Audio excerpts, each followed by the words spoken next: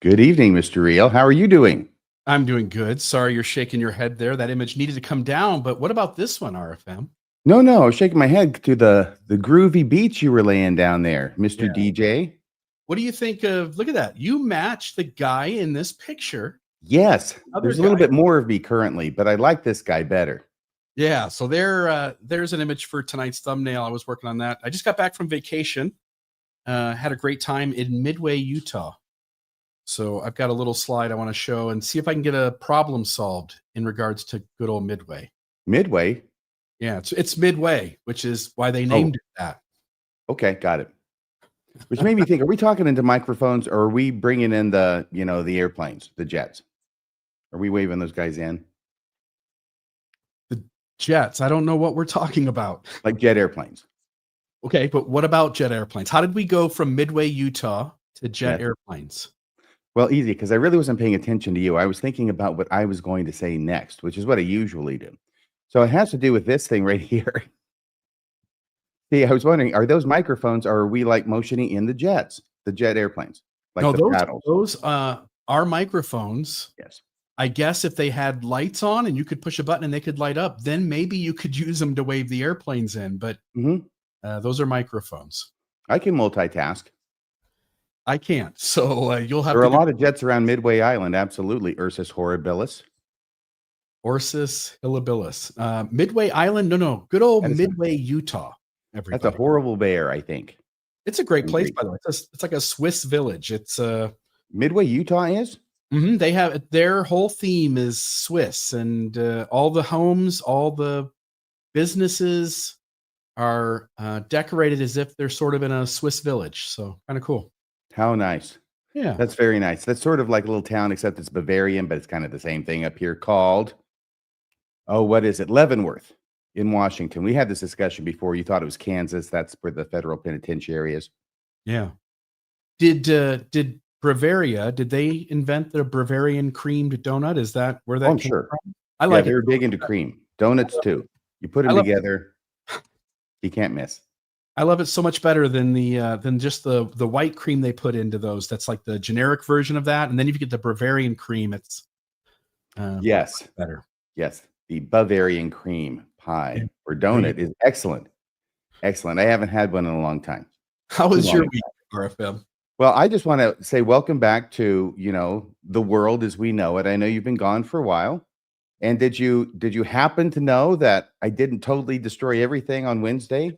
I watched the intro to see how everything went, and you hit it flawlessly. It was so perfect. So you did so Well, great getting the show started. And at this point, I think I can step down, and you can just go ahead and do Mormonism live every week. I don't think I'm needed anymore. okay. Well, the cold open, Okay. cold open, I wrote right beforehand, and in a way, it's kind of a meta cold open because I'm actually sort of making fun of the whole concept of cold opens in it. Yeah.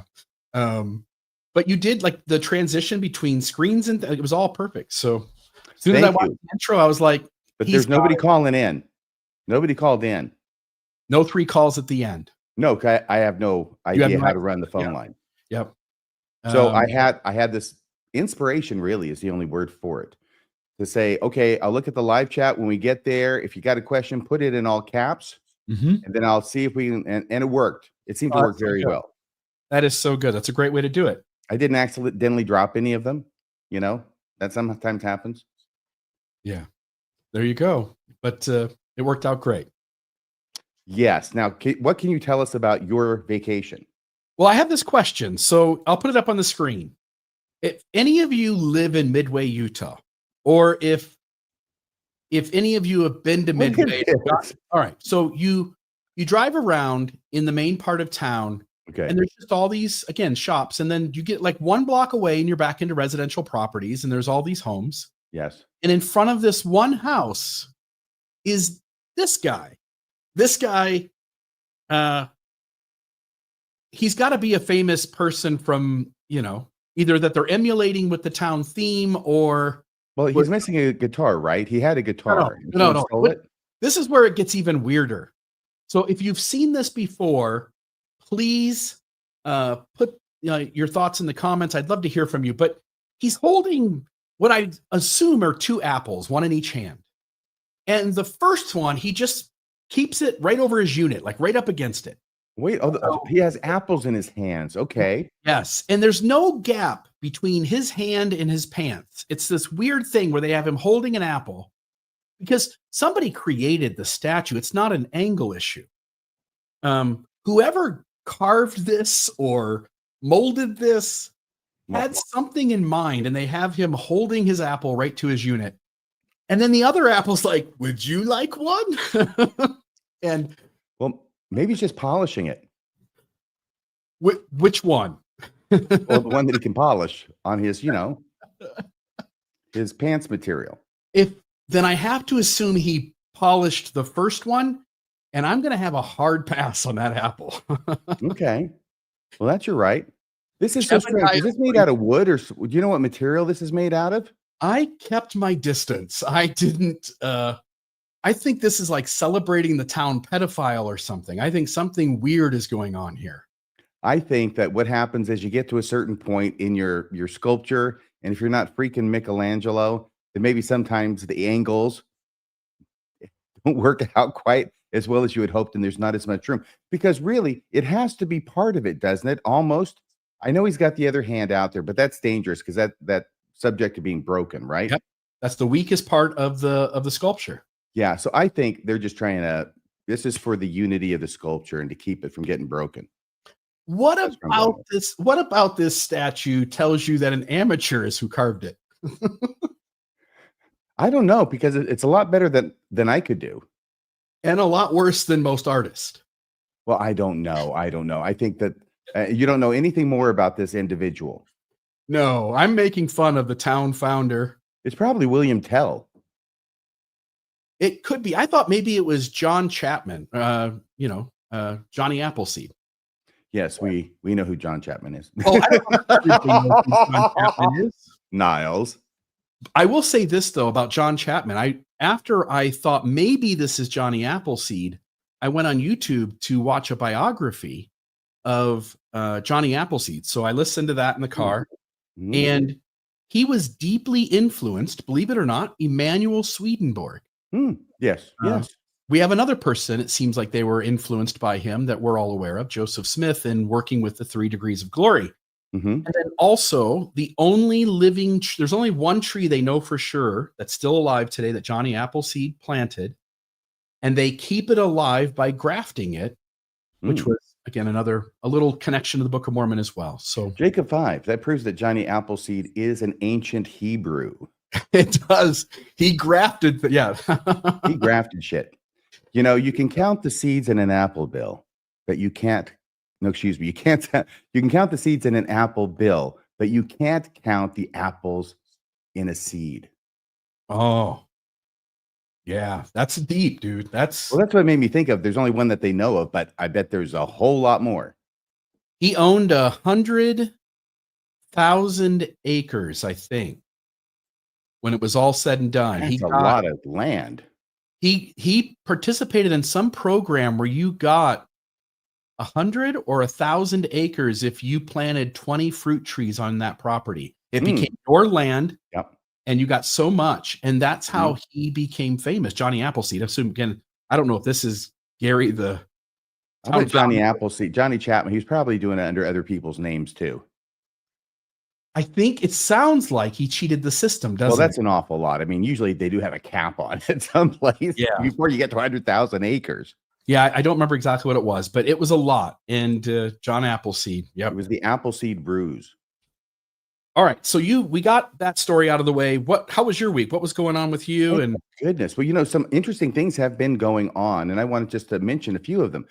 First off is the thing that's been going on since last week when we reported on it, which was that Culch was gone, took down Cultural Hall, another podcaster in the post-Mormon space. Been here for over a year, very talented individual. He's been on the show. I have his number in my phone, and we talk, we text. But all of a sudden, very precipitously, last week, I think it was at Wednesday or so, that all of a sudden he took everything down. He took all of his episodes down. He took everything down and put up a post explaining without details. It's not like he owes us details, but that he's just taken everything down and thanks for the memories and hasta la vista, baby. So I don't know that anything has changed since then. I think everything's sort of been in a stasis. Of course, you've been gone, but we have a great a cast out there in the live chat and in the audience. And if you're in the audience and you know anything about it, you're not in the live chat, get in the live chat and tell us about it if you know anything that's going on. First thing I wanted to know was, had there been any expressions of remorse from the Mormon apologetic team, the junior varsity team over there, like Psych Word Radio or Jacob Hansen? Have there been any expressions of remorse or indignation that this should happen to such a fine young fellow? You know, the sort of expressions that they routinely expect us to do when one of ours does something that they find objectionable. Yeah. Has anybody heard? I haven't heard of anything, but it doesn't mean, I don't watch everything they put out. In fact, I watch precious little. At my age, there's only so many IQ points I can spare, but usually it gets to me by some means or other if other people have heard about it. So let me know. I'm just wondering if they've gone radio silent on this. Yeah, and again, just to note, audience, please do comment below if you've heard anything. I haven't heard a thing. Yeah, because you remember back when it was last year, it was around Christmas time, it was hurricane season, and Dives went off the deep end and did that ridiculous video about Steve Pinecker. I talked to him before the show too. And, it was like Jacob Hansen couldn't get on the horn fast enough to sit there and excoriate the post-Mormon community, podcasting community, for not saying anything bad about this. As I recall, we had actually already done it the night before on Mormonism After Dark by the time he got on to express his indignation. I'm not exactly sure what the argument is. I'm not exactly sure that it's supposed to be logical, but it seems to be based in this idea that it's hypocritical to criticize their dumbass arguments while not holding up somebody on our camp who does something that's wrong and publicly lambasting them. I don't think that really makes sense as an argument, but I think that's the best I can put it. Yeah, and you and I have spoken, as you pointed out, that particular instance. There's another instance with Dives. We've talked about this many times when we cover issues. We try to admit where the evidence is weak or where something's in the church's favor. It would be nice if those guys could play by the same rules, if they could grant when the problem is really too big or when someone on their team is being shitty. Yeah. So what it tells me is just what I basically always surmised, which is they're not serious people. They don't mean anything that they say. They just look for opportunities to try and criticize others, regardless of what they would do under the same or similar circumstances. Don't you get the impression that there's a significant number of them who are really comfortable with those kinds of things being done? It makes me uncomfortable, but it doesn't make them as uncomfortable.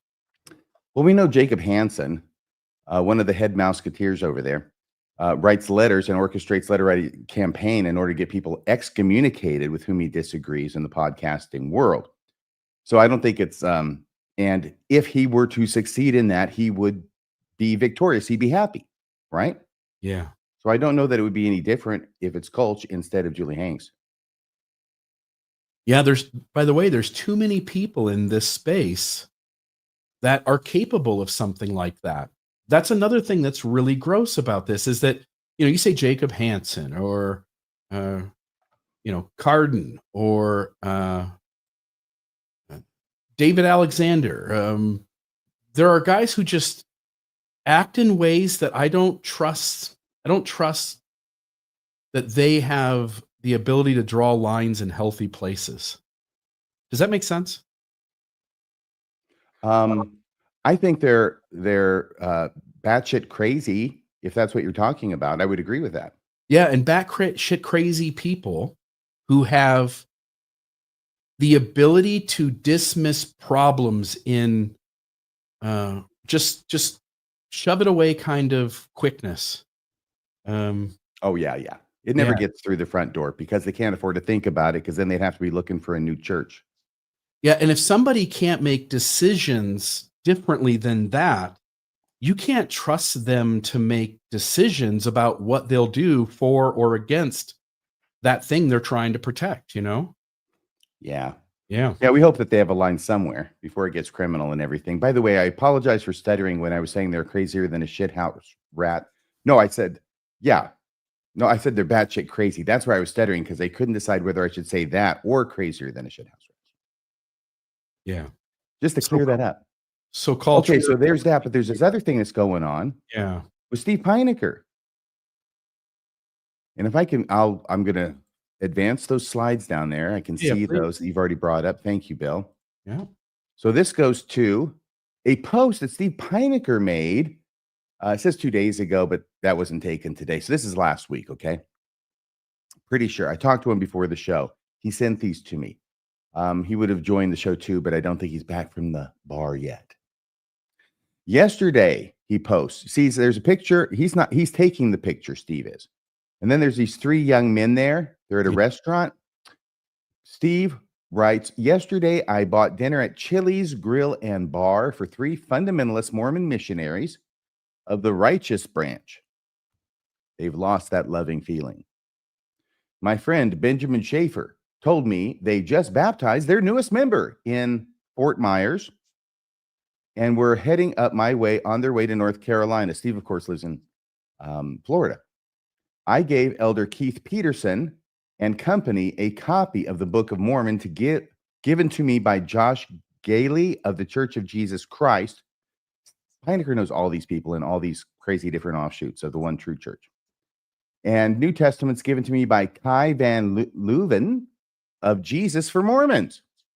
I even taped an interview with them at the restaurant. Make sure you are subscribed to Mormon Book Reviews on YouTube and have your notifications turned on to watch it when it gets released.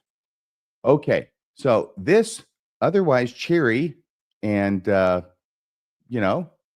moderately informative post gets viewed by a TBM named Apologist. And his name is, hang on a second. There it is. Oh, it's Robert Boylan. You see, there he is on the left. Also known as Robert Boyle on my ass.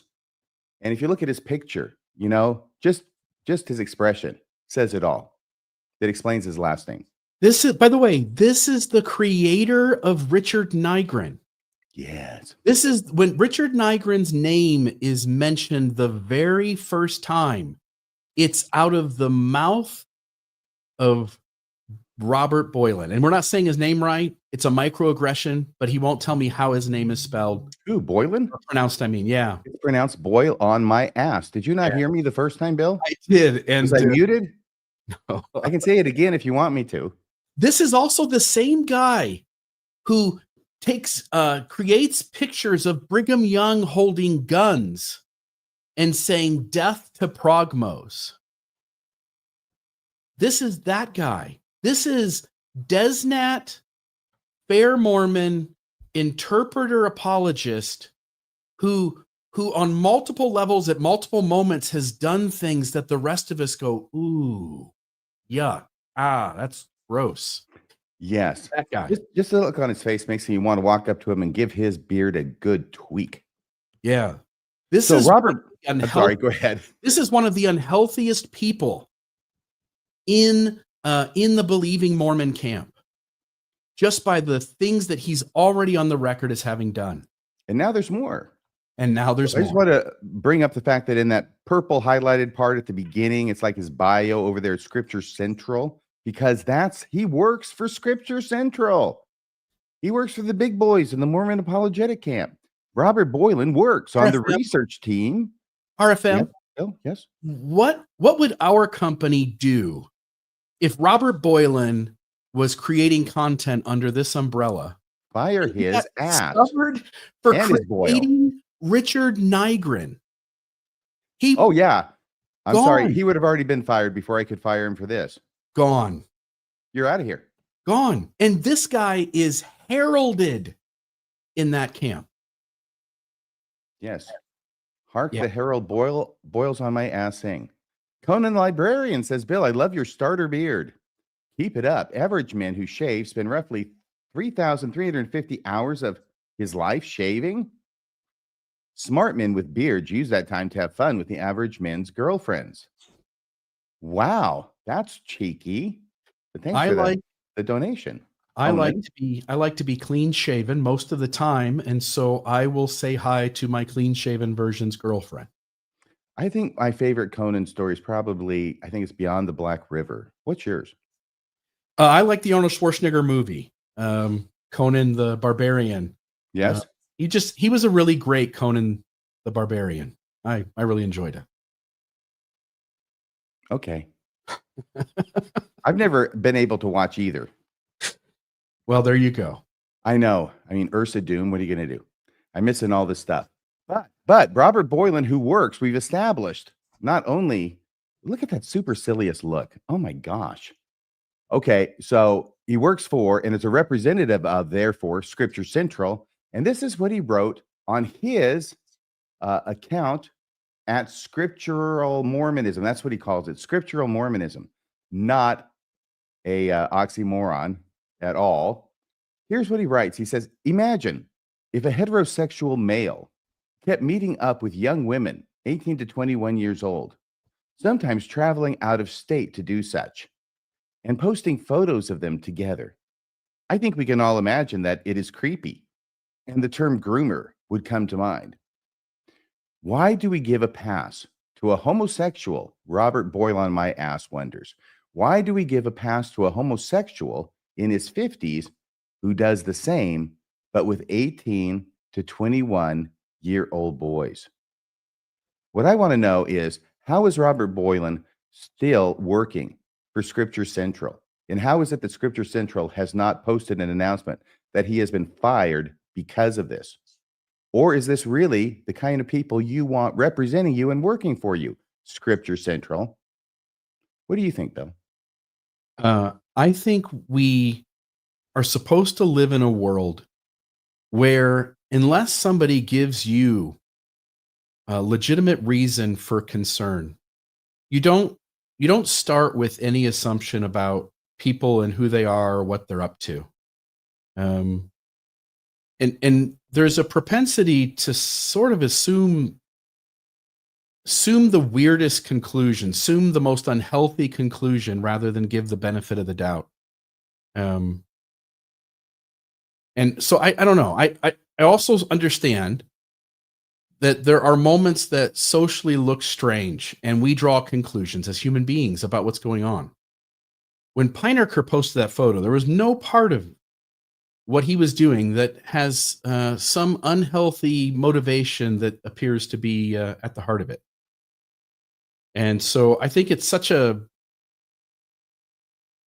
malicious conclusion to make about a good human being who has only displayed the behavior of connecting people across this tradition and doing it every chance he gets.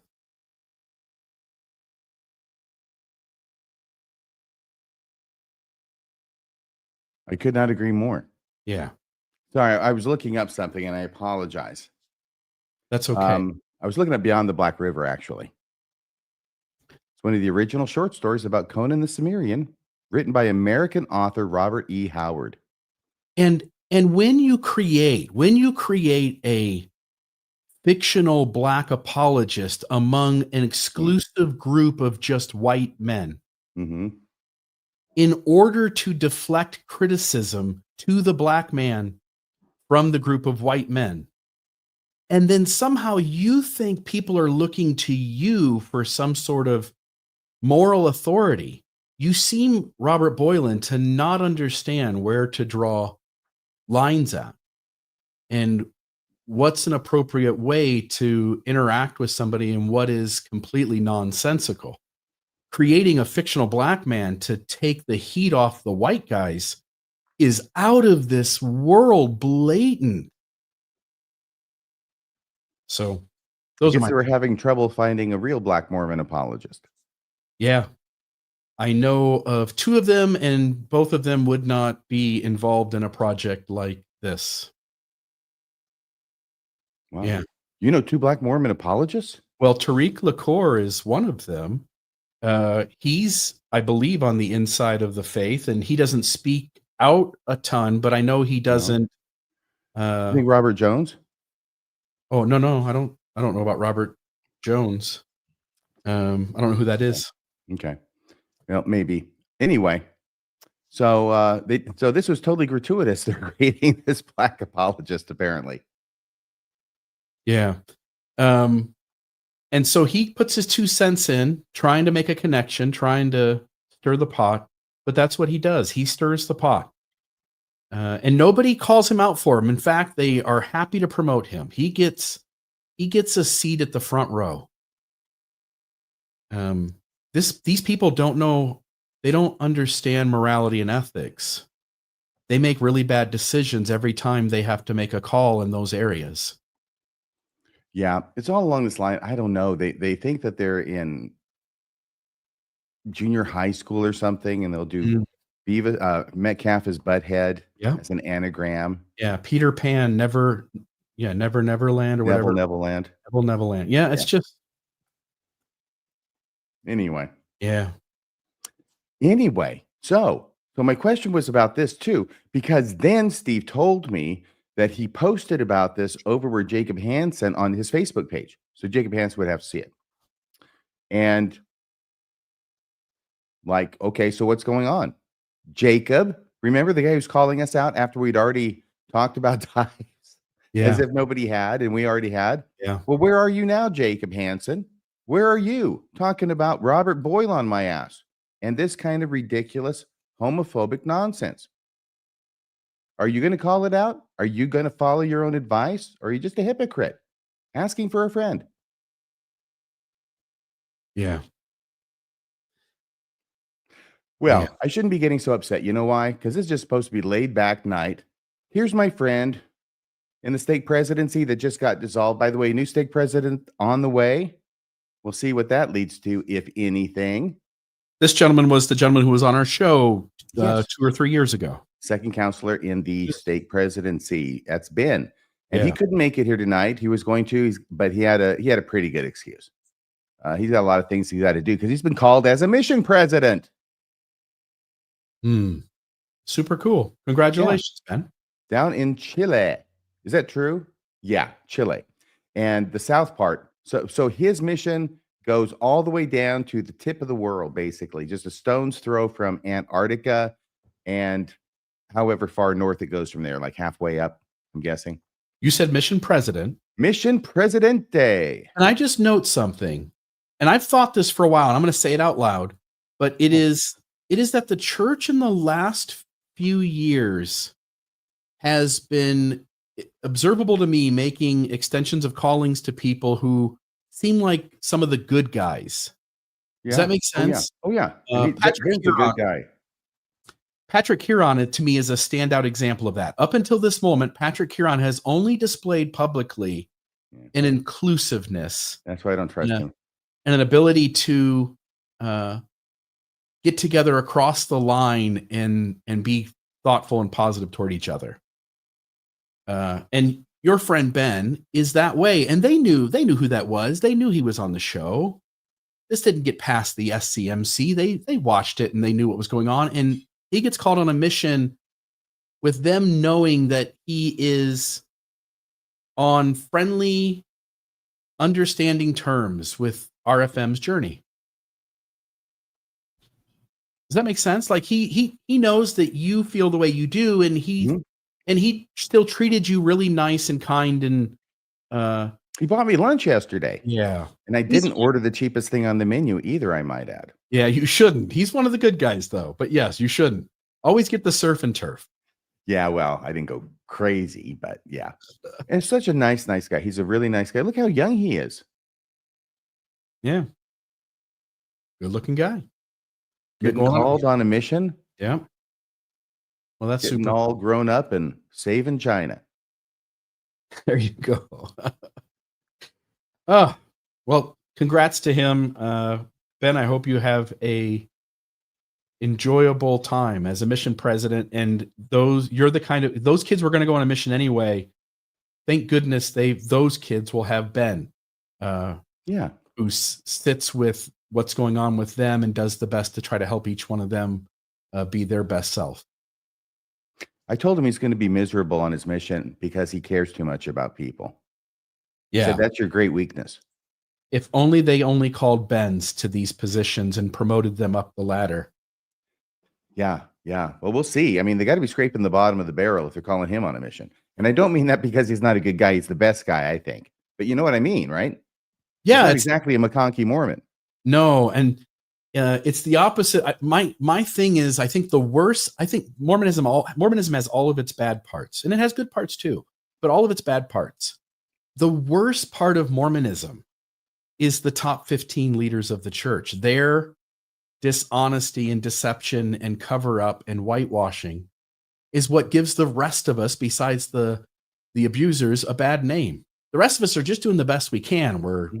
They're teaching Sunday school. They're watching kids in the nursery. They're trying to singing. make the hamster wheel go around. Yes.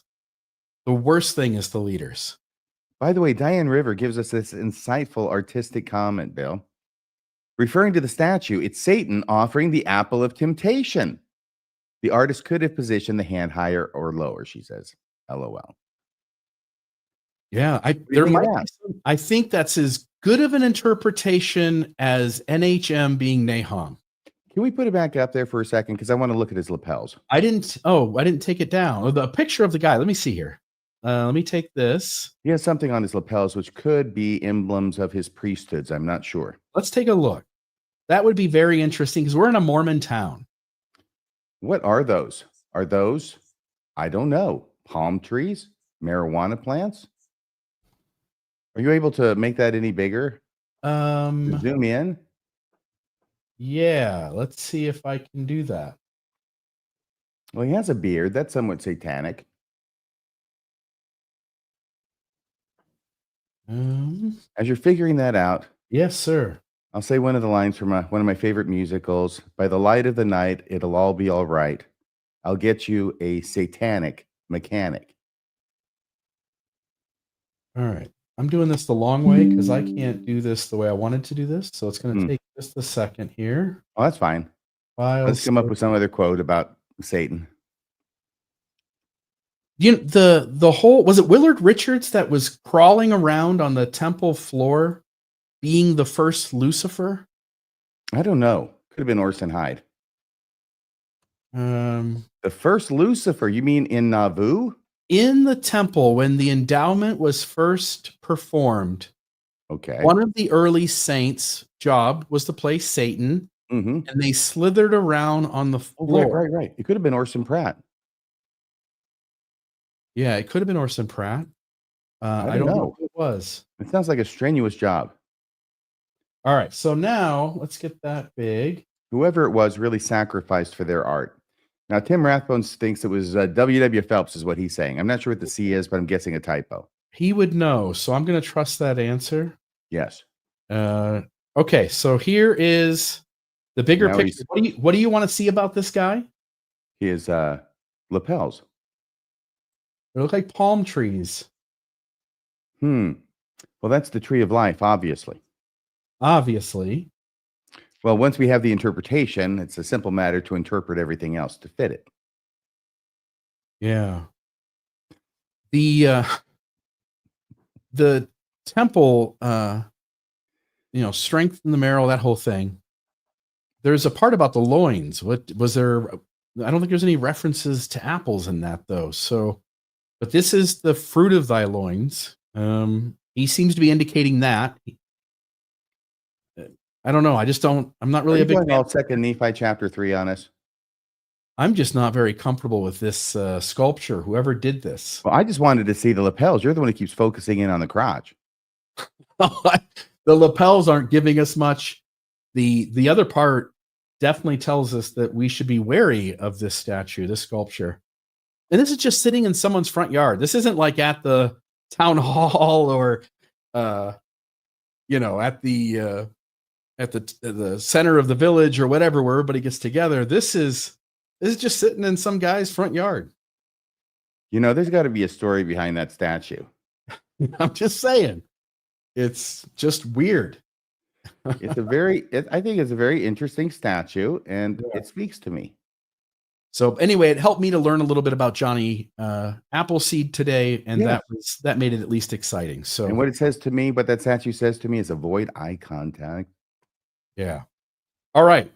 We do have a paracord princess who is down below. I'll just say, folks, by the way, the banner's up. Please call in. Please join the show in studio. You make the show so much better. We appreciate you adding to our conversations and helping us to go in new directions. So please stop in the studio or call the 662-667-6667. Paracord princess, I'm going to put you up on the screen. How are you? Good evening. Good evening. Hi, what does paracord mean?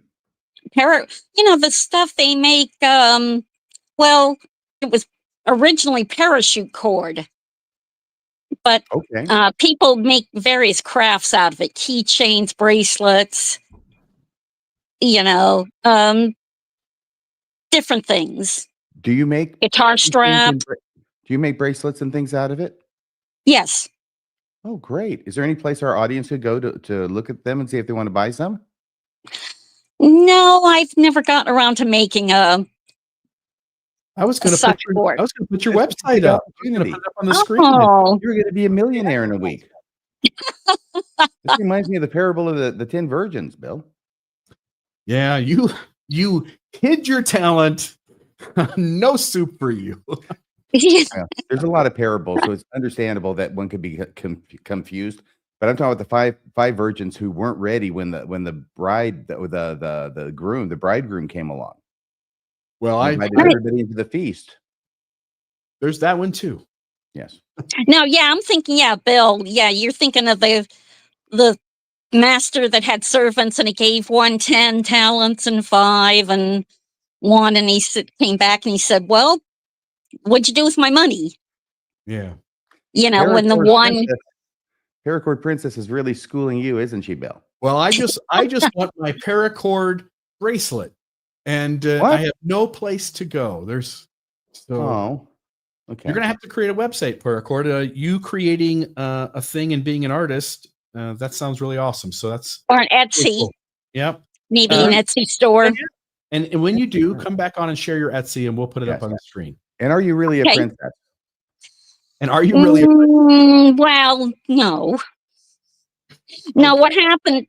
To be extremely brief. I was working with a church youth group, and I ended up, the first honor I taught was called the braiding honor. And I said, "Well, what do I braid?" And he gave me some paracord, and he said, "Use this." And then I found out, hey, people do all kinds of stuff with this paracord. And then I started making things, and I went kind of crazy and made a lot of things. And then he said, "Well, you're just a regular paracord princess." And it stuck. And the name stuck. Yeah. Well, paracord princess, to what do we owe the honor of this call? Well, I noticed on a news site, and I think it's a church news site, they had an article. It said, old history being restored by new methods. And it had to do with the Salt Lake Temple. Okay.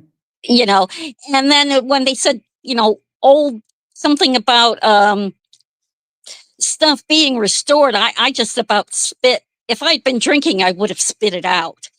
Because, the murals, the hand-painted murals on the wall. Oh, right. They scraped them all off. Yeah. Yeah.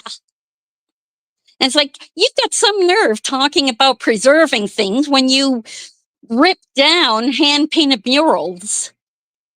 Mormonism isn't really a sentimental kind of religion, is it? Must not be, because but those things were priceless. It's true. But I think in the art world, the art world heard about it and just threw an absolute fit. And it turns out one of the other temples they were renovating, they were probably going to do the same thing, but they managed to get them to not do it. Yeah, with Minerva Teichert's paintings, because her family, Yeah. Absolutely. It's And it's like crazy. You have this really historical piece. I mean, it's and priceless. Yeah. It was they don't priceless. they with some things that really should matter, they just don't give a shit. Well, I can't remember if I heard this or not. I think I heard this, that when they were chipping it down, that they actually ran the pieces through a grinder so that there wouldn't be any pieces big enough for people to want to grab onto as a souvenir. Yeah. And it's like, that's just spiteful at that point. But they make the trains run on time. They do. Maybe, but there was no need for them to do that. Really, there's no need. Yeah, Well- they would have given somebody a week to go in and just neatly remove that, cut that section out and preserve it in some way. Somebody would have taken care of that, no problem.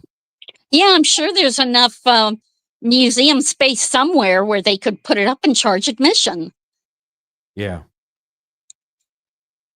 Or auction off the pieces, hey, here for, 20 Yeah. bucks, you can have a hunk of the mural or something. Yeah, they could have made a lot of money. At the very least, again, they're still destroying it essentially by spreading it out among a bunch of people, but that's still better than just destroying it. Right. And then, like I said, if it's true that they ground up the pieces so nobody could have one, it's like, yeah, that's spiteful at that point. Well, they're still mad at Russell Nelson for grabbing that big hunk of granite from the foundation of the Salt Lake Temple for his headstone. So they're trying to prevent him from doing that again. I suppose. I don't know. But it was just when it said talked about preserving history, I was like, Yeah.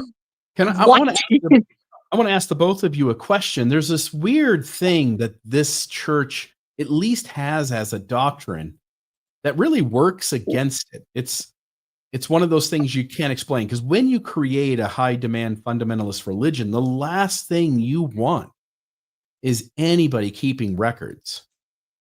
You don't want people to be able to look at the documentary history and make decisions about what happened and what didn't happen. And Mormonism is, at least places in its early history, is extremely important, is the idea of keeping journals and keeping good records. Now, we have them disregarding the whole keeping journals. They no longer, when you're called into the top 15, they ask you specifically to no longer keep a journal. And so those guys don't do that. I can understand that, but destroying the murals, I mean, the murals couldn't have, I don't know, I don't think they could have done any damage of any kind. Yeah. Not like a journal or an article where they say the exact opposite of what's the saying today, Would Yeah, they have right, been I know. asbestos? Would they have been asbestos walls or anything like that? I mean, you could make an argument if they could demonstrate that there was a high risk of something being toxic or. Oh, that I don't know. But you would think the church had that kind of a defense to it. They would have stated that, because it would have gotten them away from all that bad publicity. So that almost certainly isn't true. Yeah, I don't remember hearing any talk of any of that nature. But yeah, I know people all over the world in the art world were just beside themselves when they found out they did that. Yeah. Yep. Well, I agree. That is horrific. So thank you, Paracord Princess. Anything else? Otherwise, I'll let you go. Actually, Bill, you should probably get a button, or maybe I can send one to you. That's man enough to wear pink. I've loved pink ever since I was a teenager. Yeah, I always wore pink shirts, and I had a pair of blue pants that had pink, like a secondary color of pink on it, and I really loved those. So, well, that's pretty brave of you. yeah, But I know that I was at my son's school one day, and I turned around. There was a boy that had a T-shirt that said on it, "Man enough to wear pink." yeah. Well, thank you. I'll keep rocking it. So thank you. Okie doke. Take it easy. Keep on trucking. Yeah. Thanks, Reverend Ducky. Here's the rubber duck. Rubber ducky would be Ernie. I know that. You know, this Convoy. You remember that song from the 70s? I don't remember that song from the 70s. I was born in 78, RFM. Keep on trucking. That was like what keep on it's trucking. crazy Trucking. the expressions that get adopted by different generations. I never thought that made any sense, but keep on trucking. Oh yeah, absolutely. That's what Paracord Princess said that made me think of that, and then I thought of the song Convoy by who's that? McCall? A couple of initials in McCall. Somebody help me. Somebody help us, because I couldn't help him. I don't know the answer to this one. 10-4, good buddy. This here's the rubber duck. Yeah. Keep your wheels between the ditches and the smoky out of your britches. You missed the entire CB radio fad. It was incredible. So sorry. Have you ever seen the movie Slip Blade? Is it Sling Blade? Sling Blade. Have you ever seen that? No. I started it once, and I probably should see it because it's a famous Billy Bob movie. Thornton's first big hit for him. Yeah. I think it was back when he was still with Angelina Jolie. My girlfriend asked, my girlfriend asked me she was, going to disappear for a minute. She went to go do something. She said, when she comes back, she wanted me to be able to impersonate, say it again, Sling Blade. Mm-hmm. And so I watched several sound bites, just little 1-minute clips of the movie. Yeah, right. And oh my goodness, that was, he had behaved in ways that were really interesting, that people would go like, you're really unique and interesting to pay attention to. And then in other ways, he was just not able to even give out the standard answer. He had challenges, but he had to face like certain traumas and things and saw stuff. It's quite and again, I only saw 5 minutes of it, watching maybe 6 or 7 clips. I've got to go see it now. C.W. McCall, thank you. Such a complicated person, a character, just in the clip. Yeah, it's like watching an actual actor on the screen. It's a rare thing. Very much so. Yes, yeah, it's a rare thing. Yeah, but every now and then you find one, and it can really be fascinating. Yeah, and whoever wrote the script in it was just a well done movie all around, and I haven't even seen 95% of it. Mm-hmm. Anyway, there's so much that's amazing that's out there, and we usually spend our time consuming the dreck. Yeah, speaking for myself, anyway. Yeah. Okay, I've got a caller on the line. A caller, Mary. So let's see what Mary. Are you there? I am. How are you? I'm good. Do I need to hang up or anything, or just talk like a regular person? You should just talk like a regular person. No need to hang up. Just okay. Just tell us what Mary. That was my mom's name. Thank you. It is kind of a nice, peaceful name. It always reminds me of Miriam's in the Bible, and they're always hanging out at wells and using oil to anoint people. They were, nice ladies in the Bible. My mom hated the name, so she changed it to Tina. But yeah, it's a true story. It was a little bit too homespun for her, I think. Yeah, I was Mimi when I was a little girl because my brothers could say it. Mimi? So I liked that. That was a good nickname, Mimi. Yeah. Yeah. So Mimi, why are you calling? So I was calling. Well, I'm excited whenever I hear you guys and I think, oh, it's Mormons After Midnight. I'll call them and talk about something I'm really interested in. Okay. So first of all, though, what time is it at your zone? It's 9:51 here in Texas.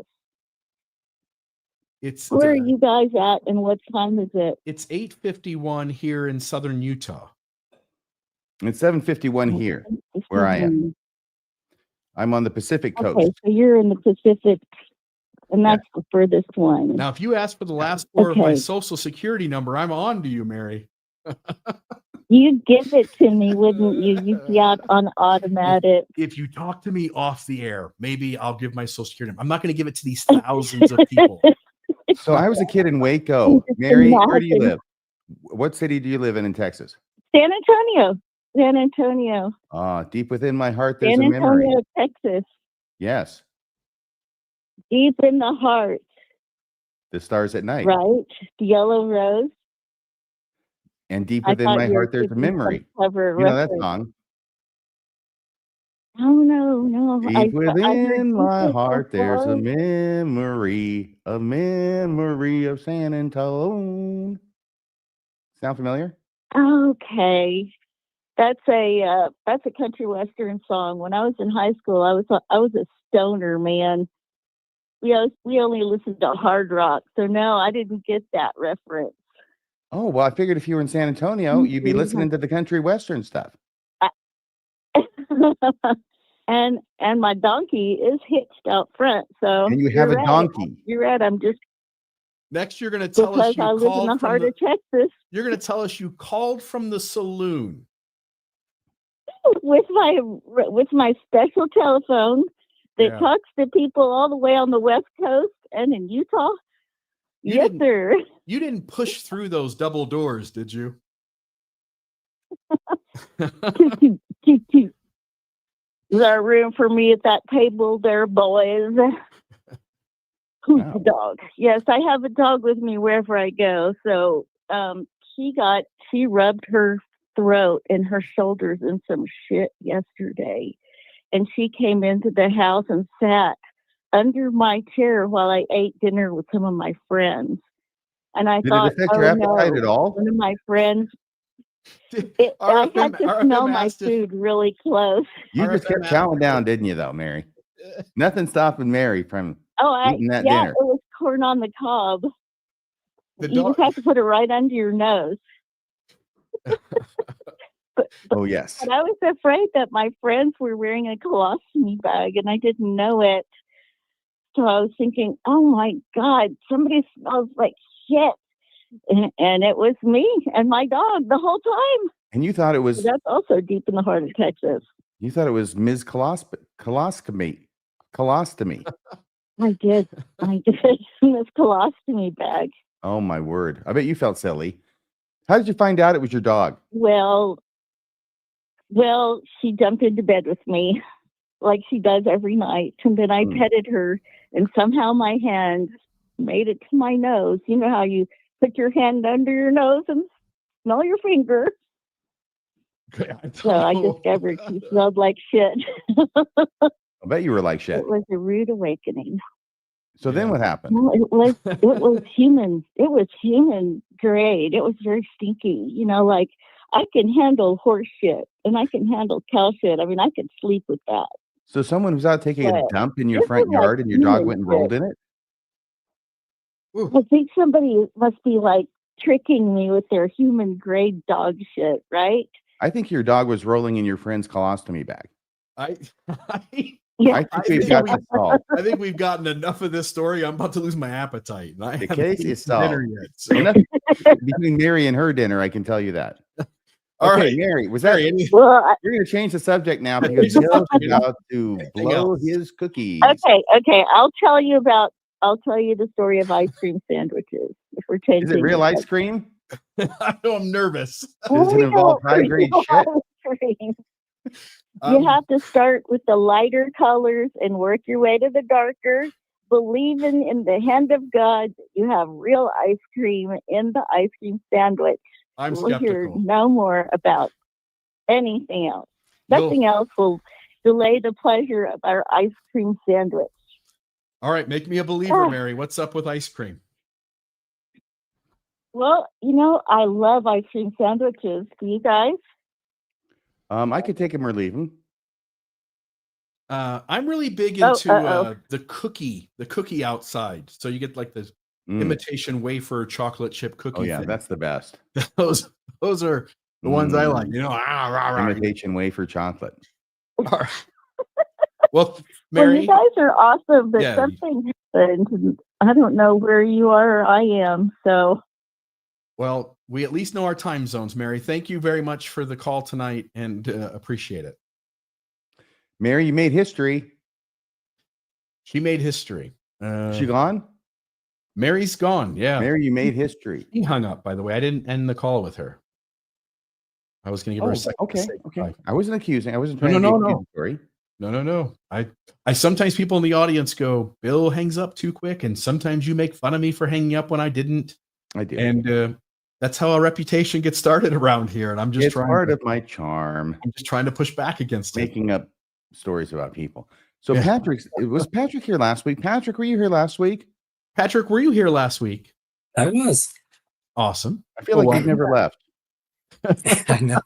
I wasn't going to call if there was a whole lot of callers not talking about. We got like 9 of them down there. Can you see them all? They're lined up Yeah. behind you.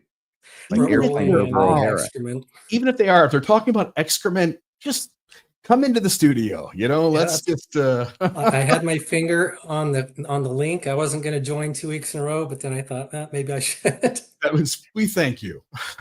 Well, guess where I went to elementary school, Bill? Midway. Midway, Utah.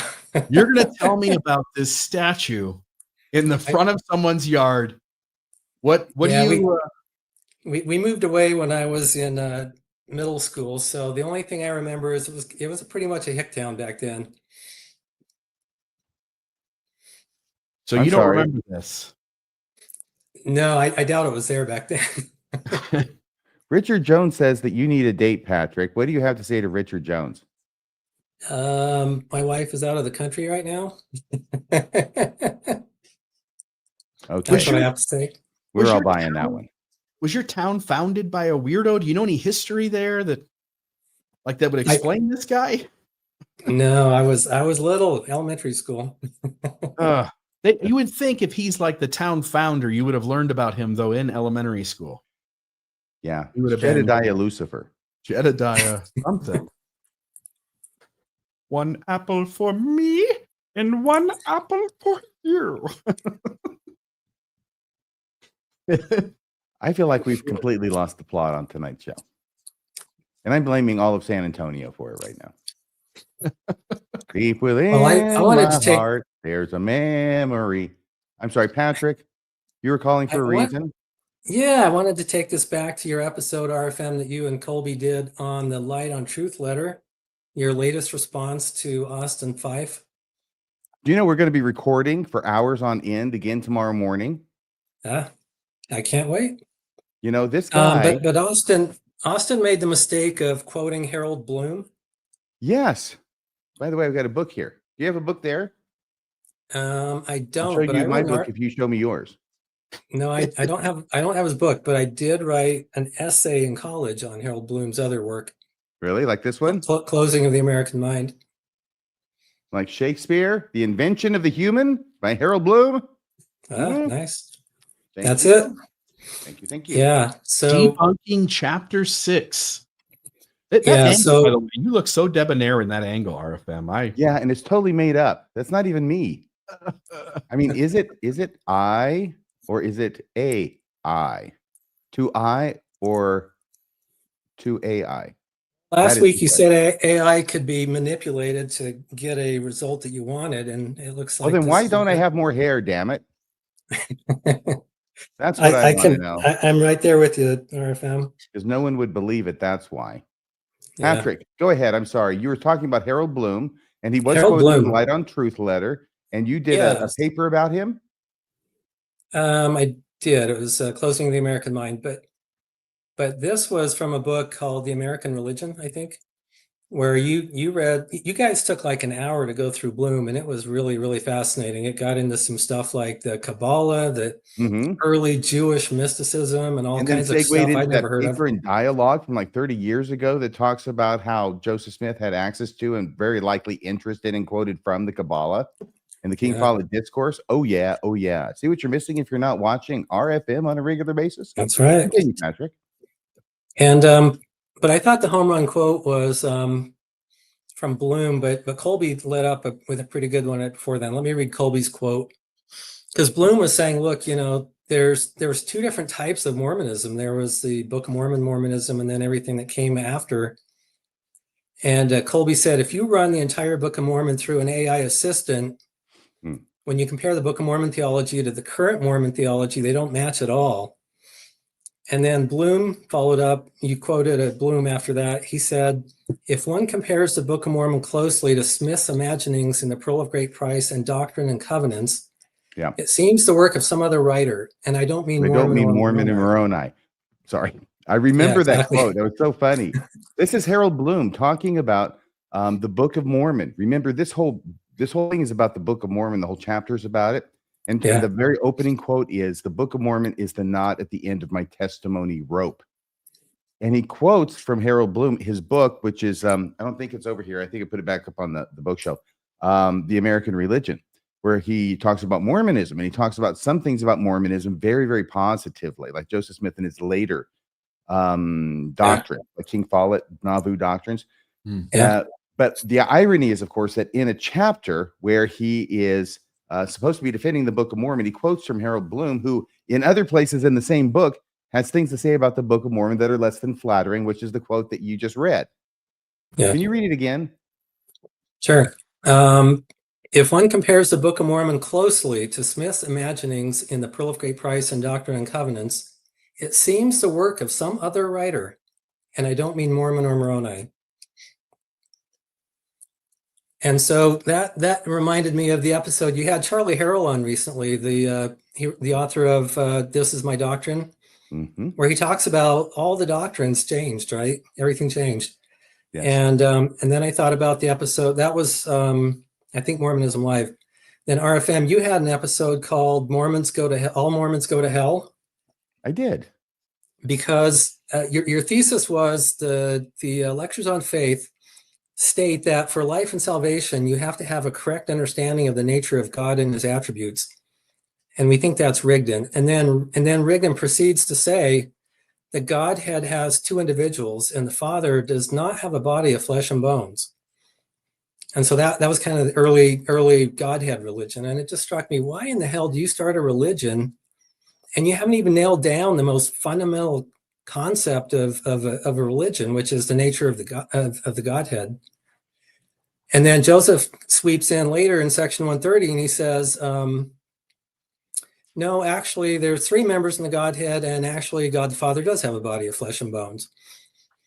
And then the church leaves those two in there in the Book of Commandments for what, 76 years or something crazy like that? 25, I believe. 1876 to 1921. I think that's 45. Is that what I said? 45 years.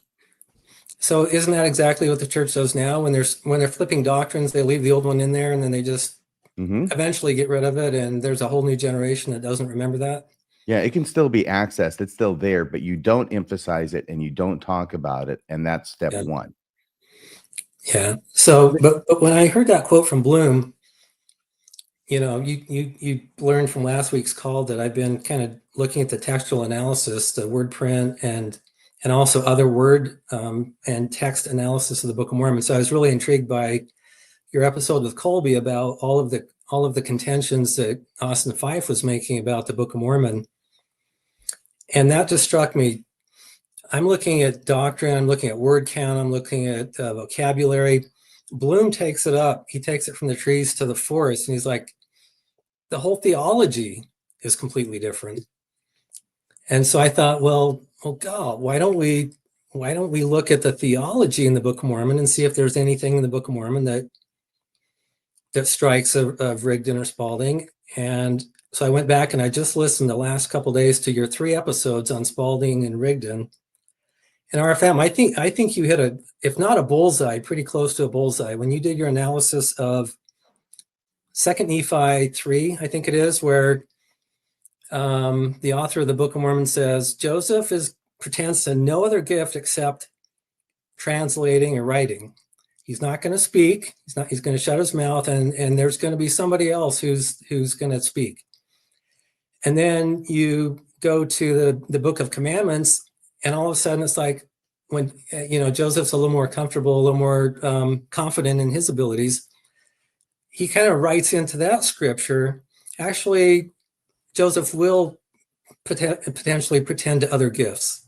And Right. then you get to the home run, which is in the Joseph Smith translation of Genesis 50, where Joseph's the main guy. Right. And so you see Basically, this. Second Nephi 3 gets replicated so it can be quoted in the Book of Mormon from Genesis. Yeah. Yeah. Can I just So here, say here too? I mean, it's a strange thing to limit yourself. If you are the creator behind the thing, it's a weird act to limit your power and influence in the thing that you're creating. yeah. That statement on its own is evidence of a secondary creator of the whole scheme. That's really the authority, the person in charge of it, who gets the final say. That's why I say it's near. If it's not a bullseye, it's pretty close, because it's I'm sorry. A basically bullseye for what? Help me out. a bullseye for Spalding Rigdon, actually, or multiple. Let's say multiple authors, because Rob Terry's thesis is that it's actually Smith in 8% of the Book of Mormon, and then Spalding and Rigdon are both close to about 45%. Who? What's So his it's name again? Is it Rob Terry?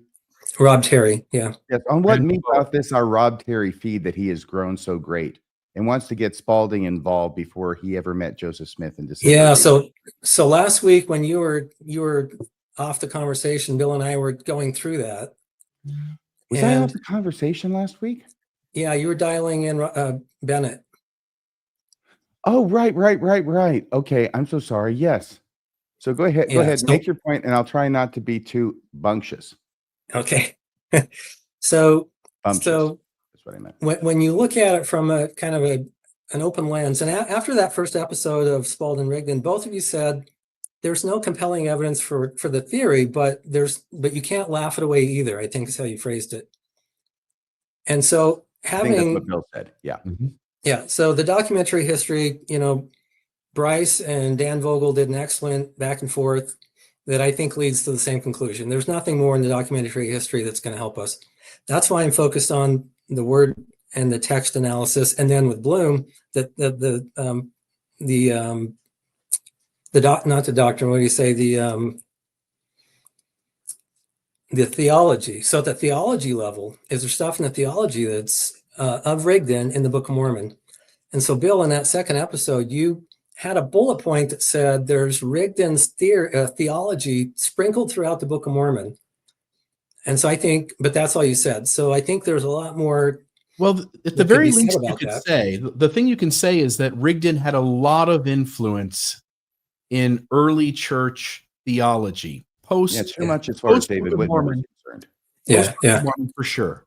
Yeah. And generally, the person who is designing the theology in the 1830s for the church seems to have enough control of getting to put in his theology.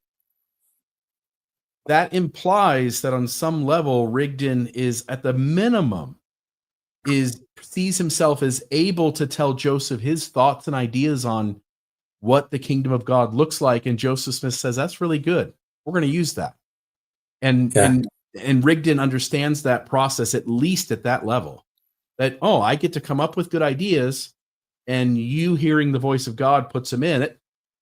It does suggest on that sort of examining level that Rigdon has sway with Smith in a way that would seem contrary to the narrative of the church. Yeah, but Second Nephi 3. Can I just say here? I don't know how you I want can to hear about conclude Second Nephi 3, but I think in Joseph Smith's entire lifetime, he showed a pattern of being overly impressed by people who had more learning, John more Bennett. experience than he did, up to it, including John Bennett. So I think this may have been an earlier manifestation of that Sidney Rigdon being a preacher, knowing his scripture so well. And I think Joseph Smith fell in love a little bit. There was a man crush, and so he said, take me, Sidney, I'm yours. But the point is that that's Rigdon's perspective in the Book of Mormon, saying, Joseph, I'm bringing the theology, I'm bringing the manuscript, if that theory is true. I'm a preacher, I'm established, and you're just 24-year-old kid that's living in poverty. I'm bringing this to the table, and so I'm going to write into the scripture something that protects me, that says you're only going to do the dictation and that's it. You're not going to pretend to anything else. I mean, that's got to be Rigdon's voice. Logically, that has some merit to it. There are parts about the Rigdon story that make the connection really difficult. I don't remember them now. I mean, you're the one who's thinking about this topic. We're just getting it thrown on us at the moment. But there were things about the data that I was like, yeah, that's a big point of evidence for the other team and indicates strongly that Rigdon just didn't come along until later. And then the pieces of evidence that did contribute to that, some of them were certain kinds of evidence that I would discount regardless, just because of sort of the source of where they came from. One was like a third-hand story of somebody in Kirtland. But I think you concluded that the documentary history can't prove, and we can't laugh it away. We can't disprove. It's kind of a there are toss-up. things that were interesting. Yeah. The mail being at the post office in Pittsburgh for Rigdon during a time when Rigdon says, I just wasn't there then. I wasn't there until years later. And, and then the response is that he's just far enough away that that's still the post office where sometimes mail would show up. And that has merit to it too. Yeah, and he lied about that, and he waited an awful long time to contradict the claims that he was involved. But again, I'm like, that stuff we'll never know. Somebody wrote, we'll never know. The dead know, and the living or something like the living are just guessing. I think it has more problems than evidence for it. Yeah, that's what I'm saying. I'm really interested in the textual analysis and the theological analysis. And I went back to that Criddle, Bill. I could tell from the screenshot that was Criddle, and he went through and listed probably 30 doctrines that were Rigdon or Campbellite, and that were in the Book of Mormon. And I thought, man, I don't know if that's as deep as the analysis has gone, but I sure would love to see more exploration into the theology that Bloom notices is so different in the Book of Mormon, and then Joseph spends the rest of his life changing everything. Well, yeah, because he was inquisitive. He was curious. He was a religious genius. I agree with Harold Bloom in that description of Joseph Smith. And I can envision, I just do want to say, I can envision, and without trying too hard, what it is that Richard Bushman said about Joseph Smith and Rough Stone Rolling in this very issue, which I can envision Joseph Smith. I mean, we would all agree. Joseph Smith at 21 or whatever the age is we're talking about does not have his whole life planned out or envisioned through 1844 when he gets killed in a jail cell. It's not all envisioned. So we can agree on that much. The question then is, how much was it? And is it possible? And I think it makes sense in light of these scriptures that Joseph Smith first conceived of just the Book of Mormon, and that's it. And I'm done here. And there's nothing more to do. But then getting there, and all of a sudden he's getting toward the end of it, and now we start finding the prayers for baptism and things that really look like maybe he's thinking about organizing a church. Right. And then he organizes a church, and then now he's translating the Bible, and has more gift, right? He is pretending to more gift in contradiction to the revelation he received from God at an earlier point when he thought the Book of Mormon would be his only gift. Does that make sense to you? Yeah. I mean,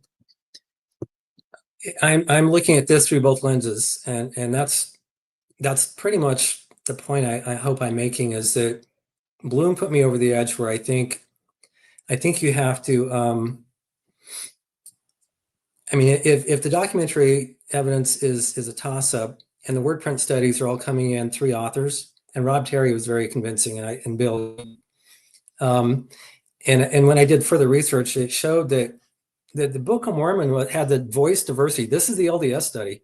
The voice diversity in the Book of Mormon is 3 times Cooper. It's almost 2.5 times Jane Austen.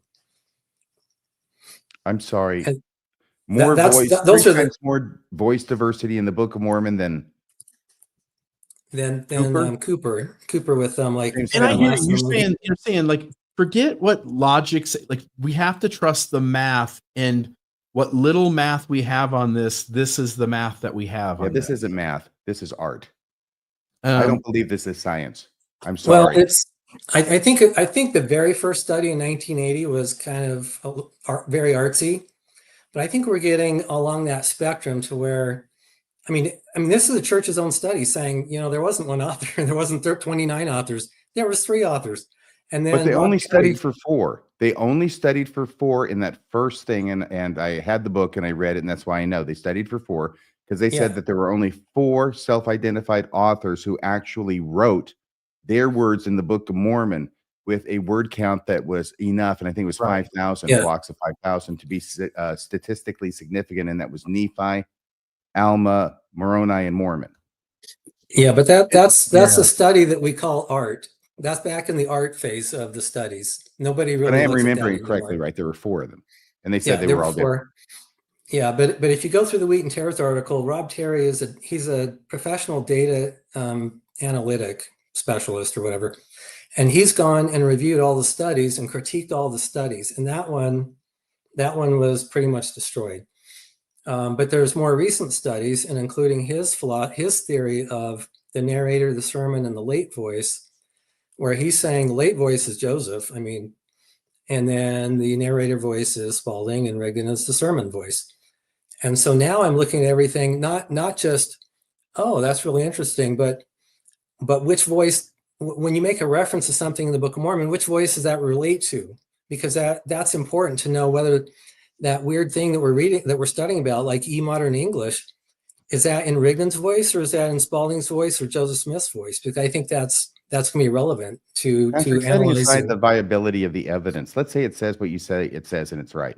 What does that Yeah. even look like? How do these guys write this? Oh, it's my turn because No. it's the narrator. Oh, we got a sermon now. So now it's my turn.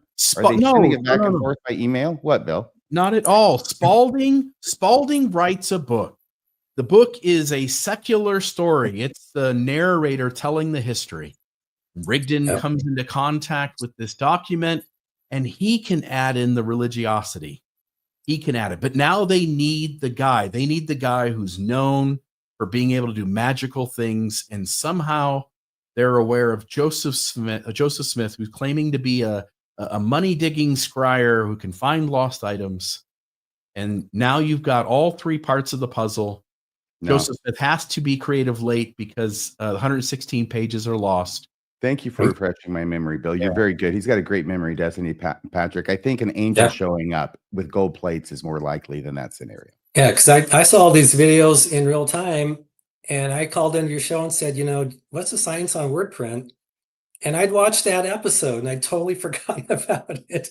And the Spalding Rigdon, I'd watched all 3 episodes when they came out live, and then by a year and 2 months later, now, like, I couldn't remember the details of it, so I had to go back and listen to them again with new eyes. And I'm like, yeah, it's a toss up for the documentary history, but here's Rigdon in the Book of Mormon telling Joseph, dude, don't get out of your lane. Stay in your lane, because I'm the guy that's bringing all the good stuff to this equation. And I'll just say, RFM, in Patrick's favor. Okay, go ahead. Joseph I love you, Smith, Patrick, but I must be brutal. Go ahead, Bill. Joseph Smith is a treasure digger. We go, how does his influence get far? How do people far away go, I know a guy?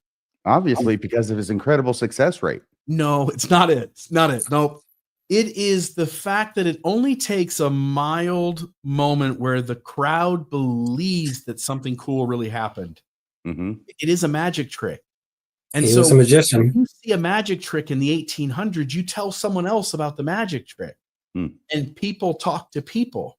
Mm-hmm. And so I don't think it's, we normally think of this problem as who around Joseph Smith could possibly have had a connection to Sidney Rigdon. Mm-hmm. And I don't agree with Patrick's theory, folks. I'm just saying that Joseph Smith is money digging at the age of 13. And people don't just ignore him. He continues to hypnotize the people into paying him and following him and watching the process work. Because they see a magic trick. So Bill, how do you explain Sidney Rigdon in the Book of Mormon in 2 Nephi 3? I don't think it is Sidney Rigdon. That's how I explain Sidney Rigdon in the Book of Mormon. The same way I explain Jesus in the Old Testament. He's not there. You So go ahead. Joseph limited his own. Joseph put himself in his own lane, knowing that It's there was Oliver. somebody else that was It's Oliver. going to come. What's that? At the time, it was Oliver. We also have the years of That's my preparation. suggestion. The years of preparation where Joseph's closest associate is his brother Alvin. We get then we have Alvin's death, and he's hanging out with Samuel Lawrence all the time. Who knows who knowingly or unknowingly played a part?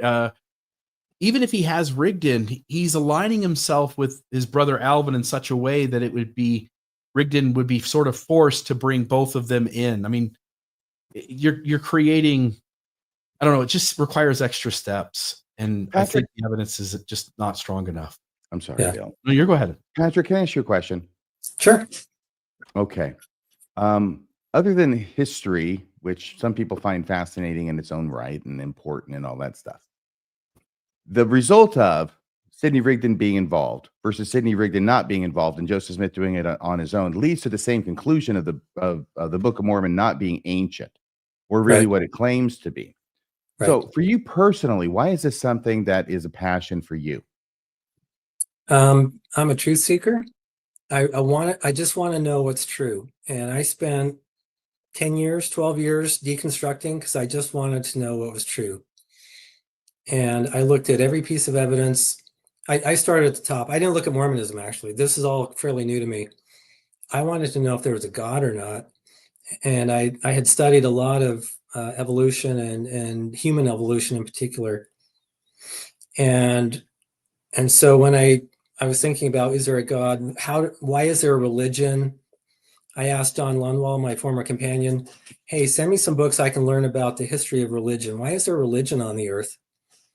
And then when I got to the Bible, I listened to one episode of Bart Ehrman deconstructing the Bible, and I was just like, holy cow, 50 years in the church, and I didn't hear one critical argument of the Bible from a critical scholar. The books had no names on them. They were long after the Jesus would have lived. They contradict each other. There's no single voice. And so it just took this very long process of just trying to think through every single issue. And the very last one, kind of funny, is how do you explain the spirit? Because I had a very spiritual experience in the MTC. And what's funny is that I nailed that one when I was listening to Sam Harris, episode 3. And Sam Harris talks about taking MDMA with his buddy. And then they had this experience, and he described this experience of just unrequited, perfect, love. And I thought, oh my God, that's exactly the very same spiritual experience I had in the MTC that I attributed to religion. And so when I left the church, I just wasn't that interested in Mormonism. And then one day I walk in on my son, who was like 12 years old, and he's listening to RFM, going through Joseph Smith's polygamy. Joseph Smith's polygamy. And I was like, wow, what's this guy? And so then I started diving into Mormonism. When he's 12. Mormon discussions. What's that? Totally age appropriate. He was 12 years old. He's kind of ahead of his years, 12 or 13, something like that. And Teaching he was temple. totally, what's that? Teaching in the temple. You give him it was Joseph Smith writing. He was It's the Jesus joke. He had just married somebody, and he was saying, hey, when you get this letter, destroy this letter. Mm-hmm. It was that episode. I'll never forget. Whitney. Yeah. Whitney. You give a kid Radio Free Mormon. That's You right. Feed him for a lifetime. You make a man who can think critically about things Oh my gosh. and know how to look at arguments in ways that will make sense, like it'll add up. So I think it's great. Every 12-year-old out there who's a Latter-day Saint, you should be starting with Radio Free Mormon episode 1 and working your way from there, and then just enjoy the journey. Well, Bill, it would have saved me a decade of my life if I'd found Radio Free Mormon at the beginning. Oh, Amen. blame me for that now, will you? It would have saved me a decade if he would have just been broadcasting behind enemy lines like a decade That's right. earlier. Then I could have just skipped about 50% of trying to make all of that work. I know. Yeah. Well, here's the thing. When the student is ready, Radio Free Mormon appears. There we go. You know, I've quoted like what five of your episodes in this very call. You're today. amazing. You're a true believer. I'm a true I believer shouldn't be making of. so much fun of you for believing that dumbass Rigdon theory. Yeah, what's your logo say? Higher search for truth. What does it say, Bill? Our logo. You mean Mormonism Live? That logo? Yeah. What's the There's logo truth in it say? twice, so it must be important to us. What does it say, Podcast Bill? for truth seekers. True seekers. That's me. Yes. All right. Well, He Patrick, is a true blue. He is a TBM for the Rigdon Spalding theory. I'm not. That was good. I was sole author for Good, 7 Bill. years until a month ago. I was sole author. Yeah. Totally. well, you It should just write When a I saw book. that word print, it was the You should word write a print book stuff about that it. got me like, wait a second, what's this word print stuff doing? I'm a literal believer that Elder Holland tells lies on a regular basis. I mean, we're all literal believers in things, so I get it totally. No, listen. Get themselves excommunicated, though. I was burned, and it took so long to come out. I've been pretty careful about overreacting here. I mean, it's funny because now I'm on the same side as the apologists in some cases where they're coming out, and that Don Bradley quote in the same episode, RFM, Don Yeah. Bradley said, I don't think Joseph Smith had the vocab. No, he didn't say vocabulary. He said, I don't think he could read the Book of Mormon, let alone write It it. was the implication of what he said. Yeah, it was the absolute implication, and that's why. And so I really went mean and that? I went and looked that By up. the way, oh shoot. I want you to continue, Patrick. There was something that had come to my mind. It was today about that very issue, about something in the Book of Mormon where it's like, obviously the person who wrote this could read it because, I mean, I can't remember what it was right now, but it was something more obvious than just the fact that he dictated the damn thing. So what he's supposed to be reading words off the rock that he doesn't know, other than curulum and cumum. Yeah. Which is probably, I don't know, is probably cinnamon and candy. It's just the rock was blurry. Yeah. Well, I dove down into that.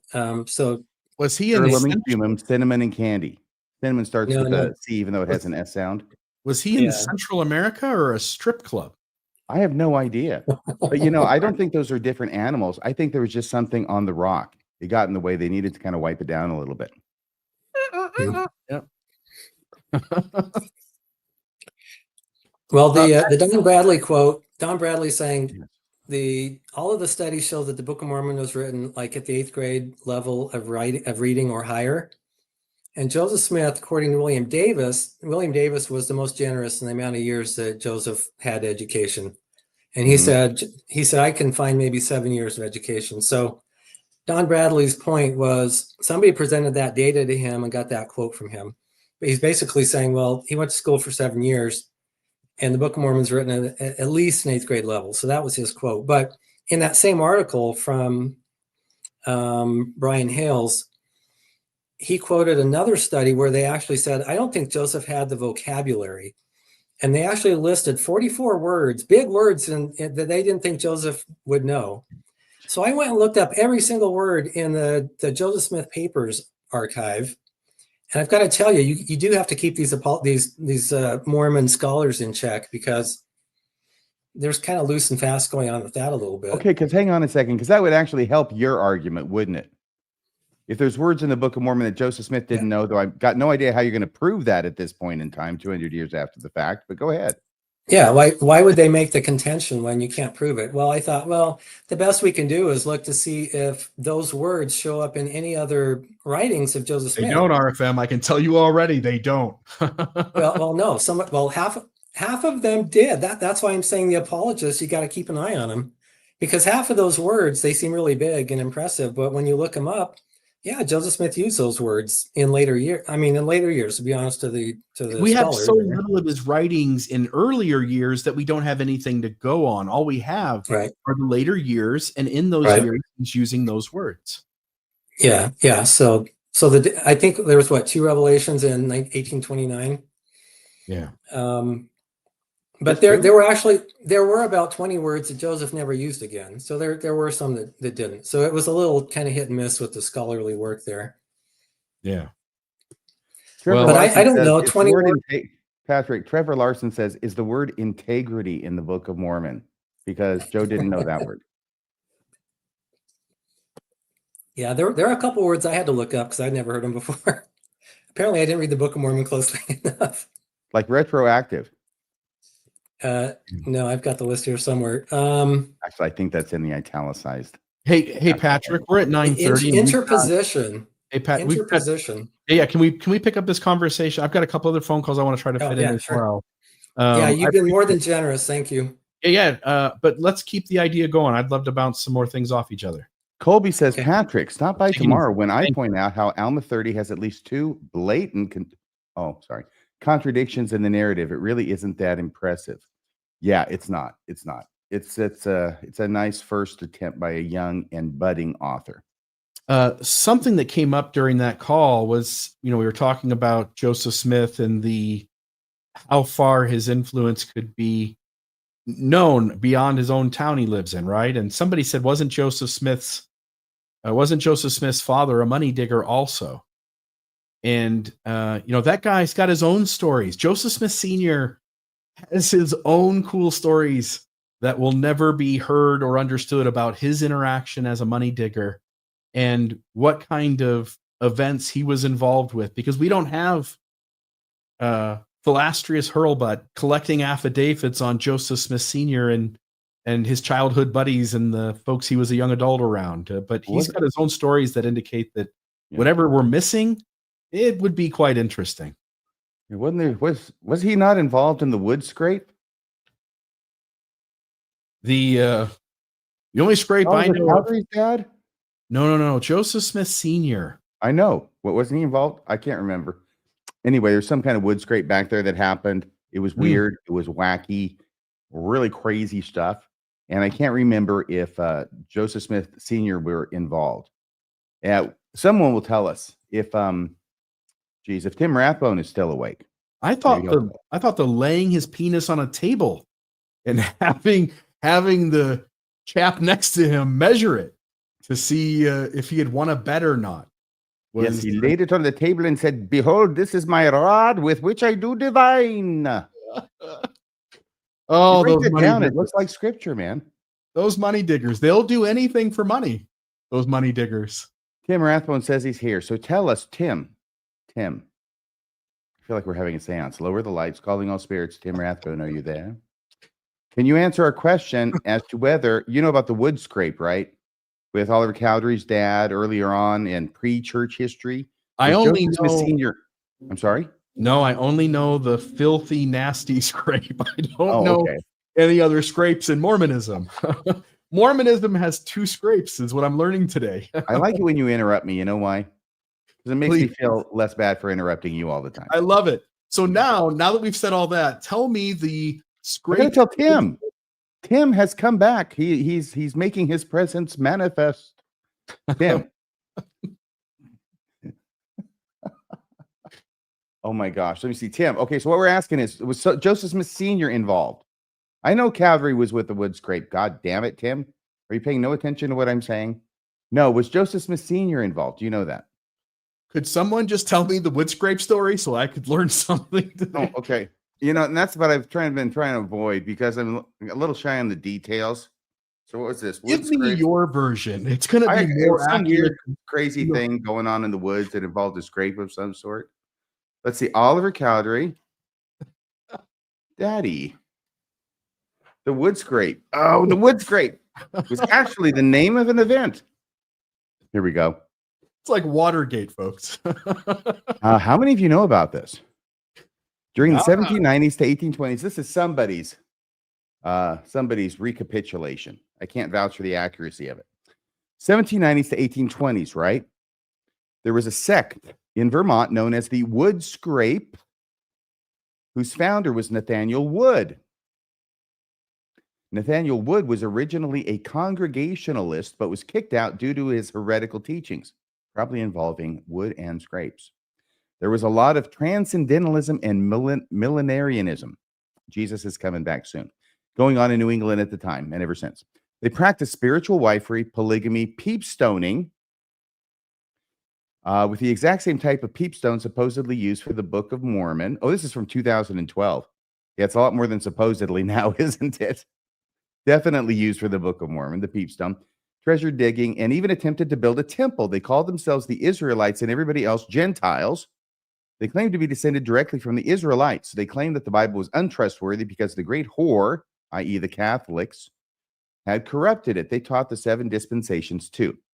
One interesting thing is that their prophet claimed he could translate the special angelic language. By the way, it's coming to me that I think what happened was that the leader, this Nathaniel Wood guy, the wood scrape, is that he says Jesus is coming on this day at this time. So everybody meet and we're going to have a great time.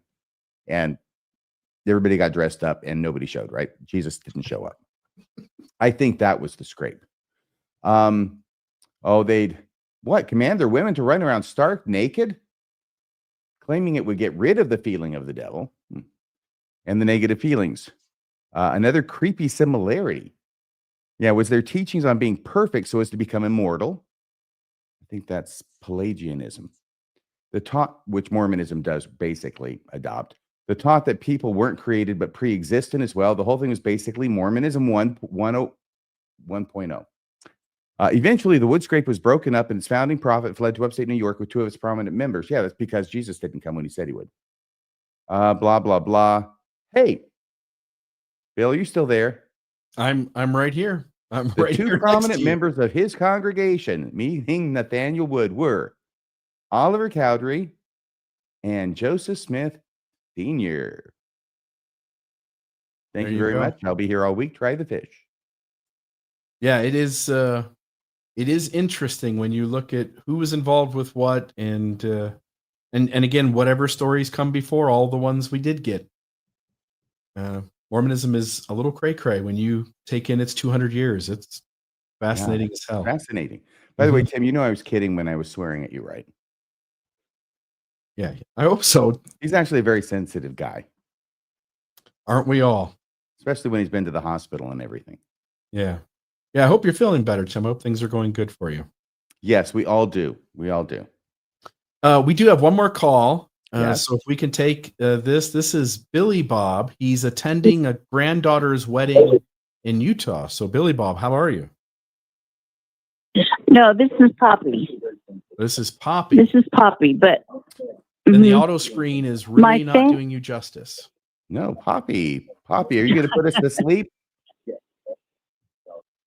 I hope not. You get that though, don't My you? family lives. My family lived down the road from Billy Bob's family Billy Bob in Thornton? Arkansas. Yeah, Yeah. Billy Bob Thornton. He's from Arkansas? Yeah, his father was a basketball coach, I think, at one of the schools. A little bitty town in Arkansas. Yeah. And you must watch Sling Blade. That is a classic. There's a guy on YouTube, and he does the voice of the Sling Blade voice perfectly. And he'll go up to a drive-through or a bank or something to conduct business in that voice, and he does it just verbatim. You'll have to look him up. It's I'll great. check it out. It sounds like a couple of laughs will be had. So thank you. Oh gosh, it is. It's hilarious. No, the thing about the wedding, I attended a granddaughter's wedding in California, actually. Was it in the temple? Yes. So I didn't attend the ceremony, but they had a reception, a backyard reception. Mm-hmm. And the people who were there knew that I had left the church. And I really wanted to not like them, but they were so nice and so kind. It was hard to believe that they were actually members of the church. So this is a good thing, right? It was a good thing. It was a good thing, yes. It made me feel very welcome. What about the guy your granddaughter married? He is a member of the church, but not his family. They are from Mexico, and his family, all of his family came except his mom. But his dad and 3 brothers and 4 sisters all came. Mm-hmm. But they were not members. And one of the wedding events was a pizza party. And the groom's family, they were all drinking beer, and Yeah. it very well done. Nobody said anything. Everybody, got along. That's wonderful because they drove all the way Yeah. from. I'm assuming they drove. Maybe they flew. They came all the way from Mexico just to go to a wedding reception. Uh-huh. Yeah. Yeah. My granddaughter is a BYU student. She's a senior, and her major is fashion and art. And she's been going to various places to do research.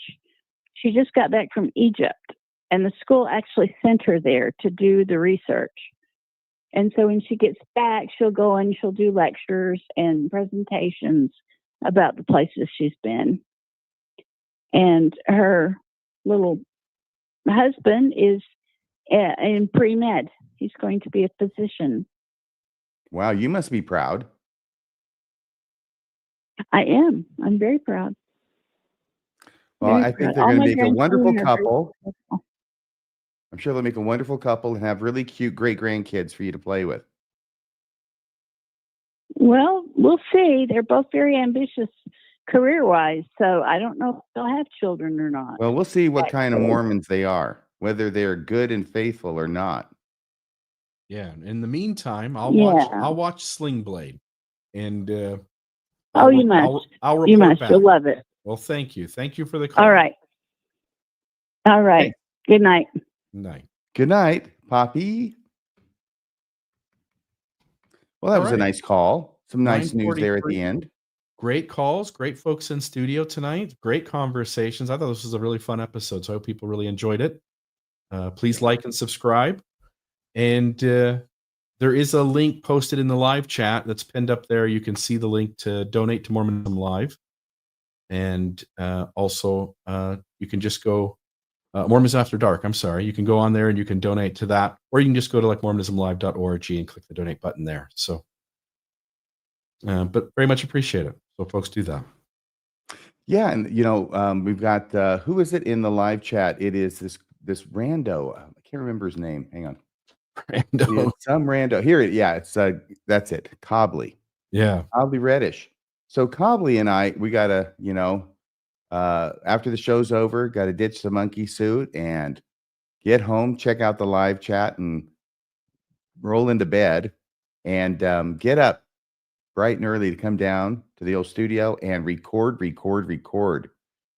with Colby Reddish, my second favorite recording companion. You guys, you already had one person call in tonight who liked the last one you guys did, and it wasn't even the current one that's getting ready to, you guys will record tomorrow morning. Patrick, it's like he knows everything I've done. He's kind of stalking me. If there's a little bit, but it's kind of cool too that you get someone calls up who really does appreciate the stuff you're putting out, and the episodes you're doing with Kobe are phenomenal to go into Austin's work and criticize it from multiple angles that clearly show that something is going on here if you're willing to just pay attention to it. Yes. Yeah. Yes. So good job, you two. Oh, thank you so much. Well, it's so much fun. And, Austin Fife, we can't thank him enough for giving us this opportunity to give his entire, Light on Truth letter of vivisection. Yeah. And it's a lot of fun. And, I'll tell you tomorrow, I'm going to be going over stuff that I've done before. And now I've got to respond to it because he thinks he's clever giving like 10 comparisons between, Enochic materials in Joseph Smith's Book of Enoch and the Pearl of Great Price, chapter 6 and 7. Yeah. Well, this is what I was doing 20 years ago, was reading all of this stuff, all of the pseudepigrapha, all those books of Enoch. And I'll be going into this a little bit more tomorrow. I'll just show you this for now. And making all these notations as to all the parallels. Okay. And I worked these up to 51, page after page after page. And I did that so I wouldn't lose it. So it's part of the book now. It's kind of like a mural on a wall, right? Your experience in this arena is second to none. I really done some shit. You're right. You know as many cool tangents of Mormonism as anyone else in the arena. and it is quite impressive. So kudos to you. I did Oh, want to thank know you. there. I want to just ask you a yes or no question here. Would you truthfully, you have to tell the truth, would you like to have more stalkers? No, right? Like Kolob I think Choir. Patrick has my dance card completely full. There you go. RFM's ego. He wants more stalkers. That'd be too far. I don't think Knock yourself anybody out. wants more stalkers. I know how to get a no contact order. Yeah, don't do it. I don't want more stalkers. He doesn't want more stalkers. We would love to have more stalkers. Ask me, say, what do you mean we? What do you mean we? Well, me, Smith, and Wesson. Who are Smith and West? You did get it. It did land I eventually. got it. Okay, Took very me a good. moment, but I got it.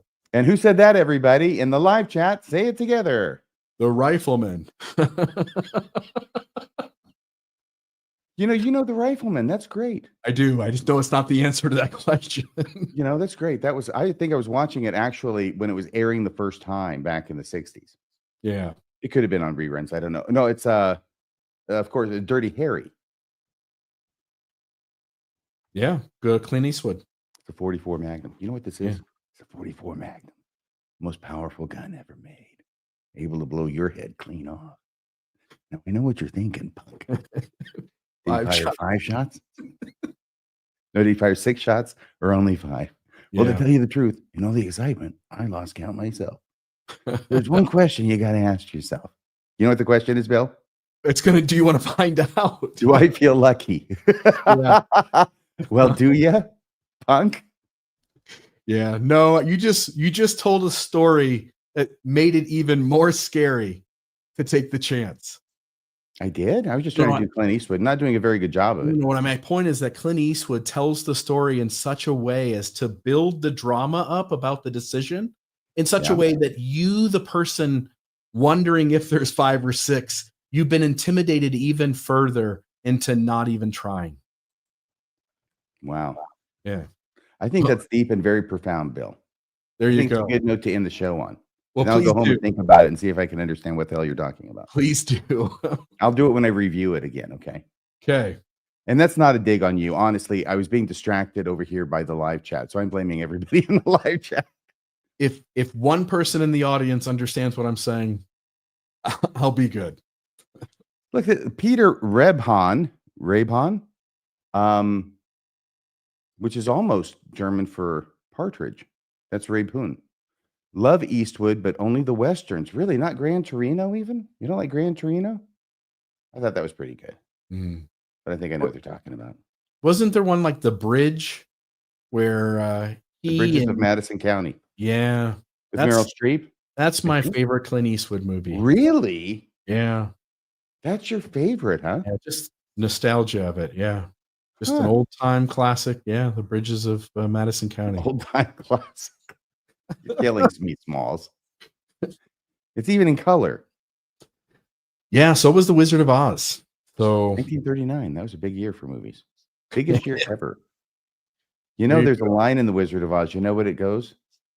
No place like home. No place like home. I was going to bring it around a little bit more completely in the circle of puppies. Puppies will put them to sleep. Sleep. Sleep. Yeah. Well, we're floundering around trying to find a way off stage. So I suggest we go now. What do you think? When nobody's looking. Let's do it. I'll end the show. Everybody, thanks for being here with us to the bitter end. Please join us again next Friday at 8:00 p.m. for Mormonism After Dark. And tomorrow night, if all things go well with Colby and me and Mr. Fife, then we'll have another wonderful episode. Really, really exhilarating stuff, mind-expanding stuff. Tomorrow night on Radio Free Mormon. Monday at 6:00 p.m. Mountain Time is the newscast. And then again, the following 6:00 at Wednesday. The following Wednesday at 6:00 p.m. Mountain Time is Mormonism Live. The missing scroll theory will be the topic this coming Wednesday. Okay, well, we'll find out all about that because I know this is something that you're cooking up. Yeah, Mr. This Rich. should be fun. All right, well, I'm looking forward to it. I hope everybody else is. Talk to you later. Everybody have a great weekend. Good night. See you soon. Bye. We represent the light.